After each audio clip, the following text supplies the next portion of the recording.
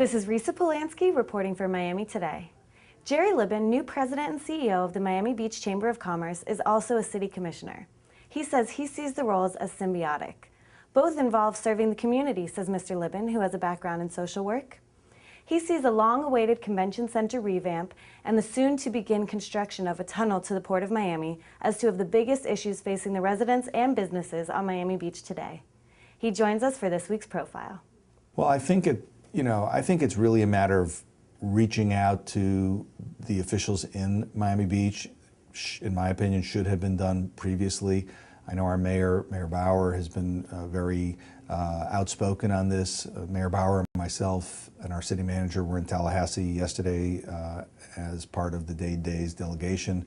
On Wednesday, we met with the Secretary of Department of Transportation and expressed, those concerns that we really weren't at the table, and it may not be too late to try and redesign the project in such a way that at least the tunnel begins on the port side as opposed to beginning on Watson Island and having all the staging area on Watson Island, which is much closer to where the residents live.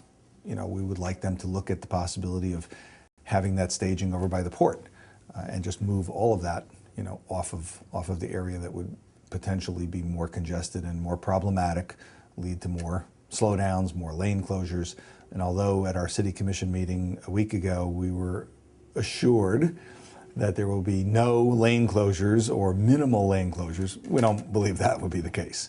And any incidents, including, God forbid, at some point, accidents that impact that roadway.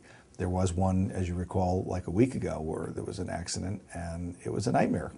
People have a 45-minute delay coming into the beach. And I look at that for the impact on our residents and our businesses in South Beach.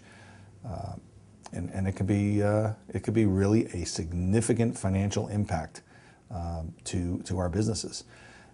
Another related issue is the HOT lanes, the high occupancy travel lanes that I believe that's what it is called, the HOTs.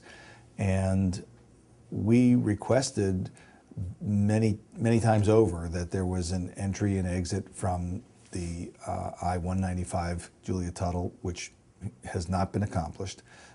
So as it's constructed presently, you get on and off at the MacArthur.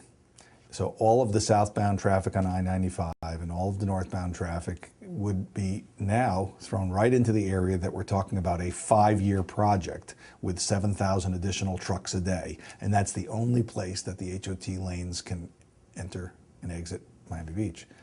I mean, it just would seem you're setting yourself up for a potential disaster that, had we had an HOT entrance that was originally designed as part of the plan to go in at I-195, it would have seemed to make a lot more sense, and it still makes sense today if we can get the Department of Transportation to, modify and look at ways to create. And I think they're working on that, but our concern is for our residents and businesses. And just again to stress, I think that our residents and businesses are one and the same. I mean, we don't have the kind of economy that you have, major international owners of the businesses. There are some certainly, but the vast majority of our businesses are owned by local folks.